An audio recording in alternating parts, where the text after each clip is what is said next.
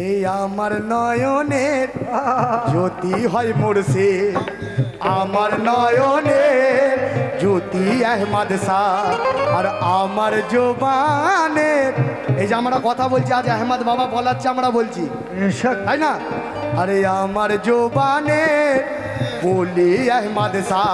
আর আমাদের ভব পারে, আমাদের ভব পারে কান্ডারি আহমদ শাহ।